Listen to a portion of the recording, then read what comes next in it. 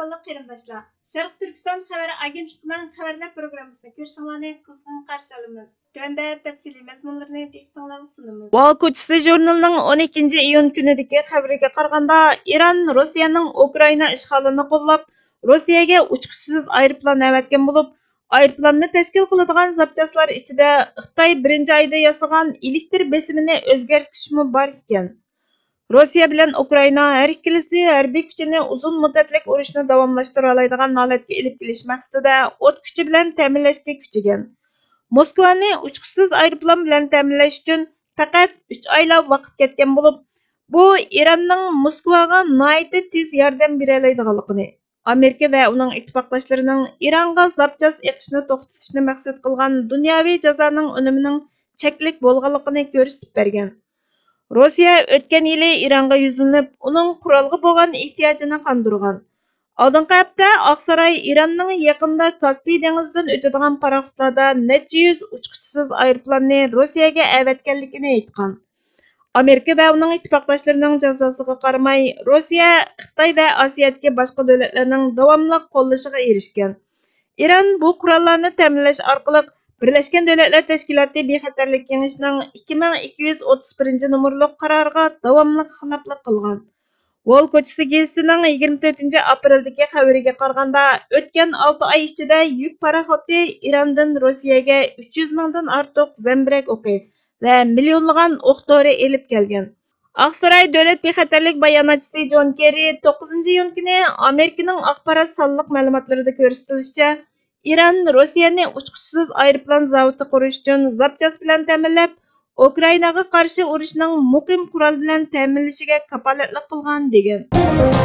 Mudofaa xabarlari to'rining 12 iyun kunidagi xabarida Washingtondagi millat vakillari bu oy 2024 moliya yili mudofaa hamjoti va yillik mudofaa kuchi qonun loyihasini muzokara qilishga boshlaganda, Amerika Tinch okeanda harbiy mag'lubiyat yo'liga kirib qoldi.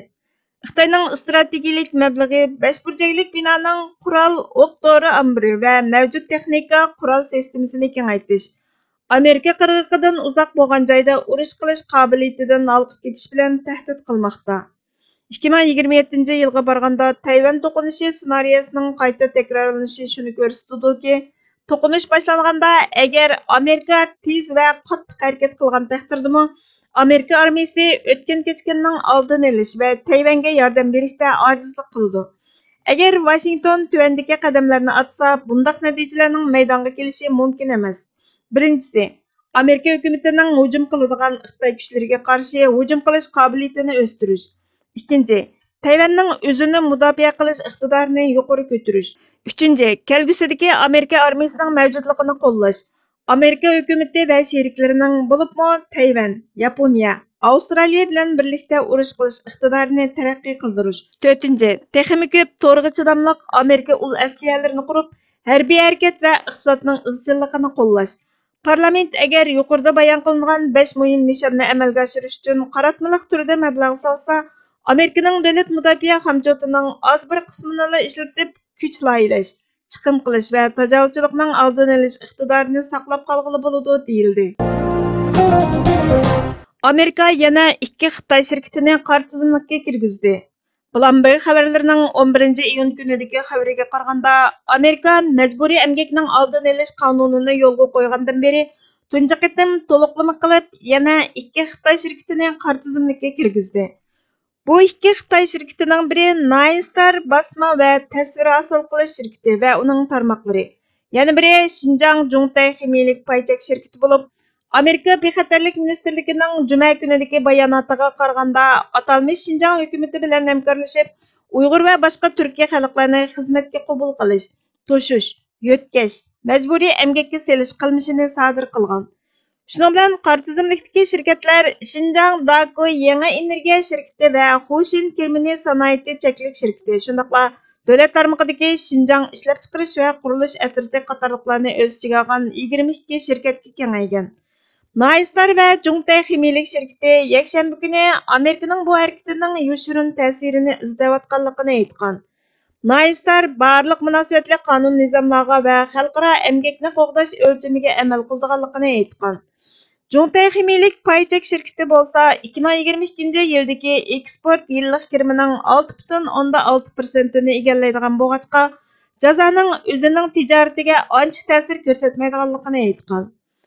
Angliya Sheffield Hallam Universiteti Helena Kennedy Xalqaro adliya markazining 2022 yildagi dokladida davlat ig'dorchiligidagi Xinjiang Zhongtai şirketi tilga ilingan bo'lib, davlatning qo'llashi orqali 5000 nafardan ortiq ishchini qabul qilgan.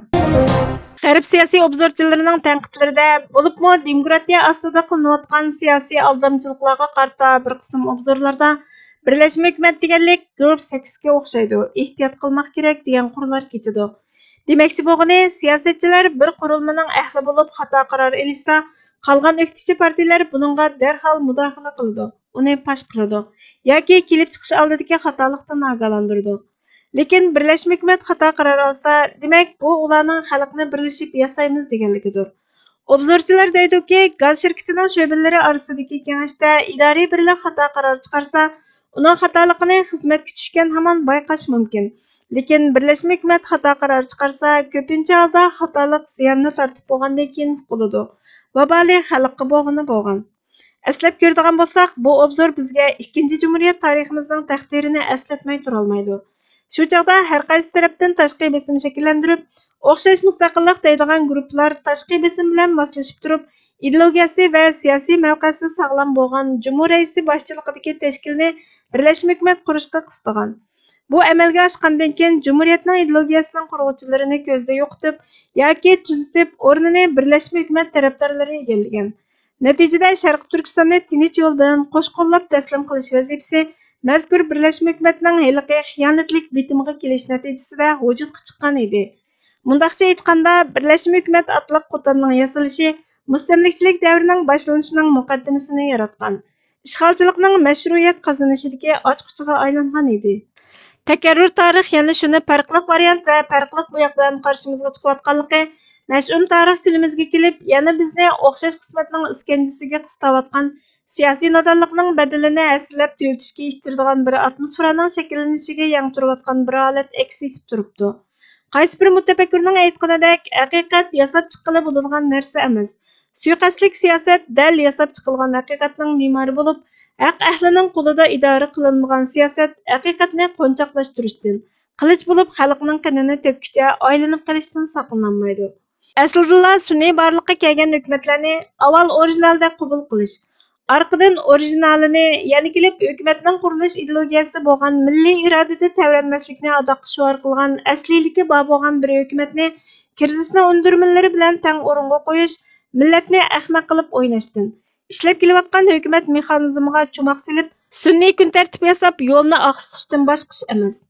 Ya'ni kelib buni bir turkum siyosiy tutumlari har turli siyosiy ansambulchilar bilan talada ayrim, mehmonxonada ayrim nafar o'ynay oladigan texi 4 yil muqaddam mustaqillik irodasini jakarlash tipidagi imzo ishida o'sayga ketgan, aksicha Mr. Jackning milliy mustaqillik irodasini ziydiligüchi Xinjiang ismida mavzu qo'yilgan imzo faoliyatining aktiv tashviqotchisi bo'lgan shaxsiy hayotiga qaralsimi, biror Uyg'ur bilan to'y qilganligimi bilinmagan, o'z pishtining kimligining Uyg'ur bo'lishiga ahamiyat bermay o'tgan millatchi siyoqidagi tiplarning, mundaqcha aytganda, siyosatning vankampirlarining qo'lida ishga oshirilmoqchi bo'lganligining o'zila buning bir turlik asorat ahdnomasini yangilash projesining bir qismi bo'lishini ta'kidlamay qolmaydi.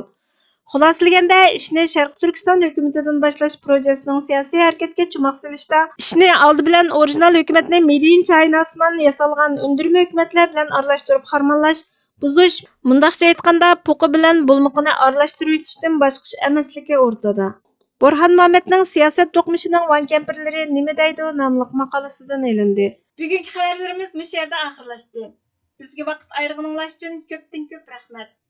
Kelar qadimgi programmamizda ko'rishguncha Allohga omonat bo'lgaysizlar.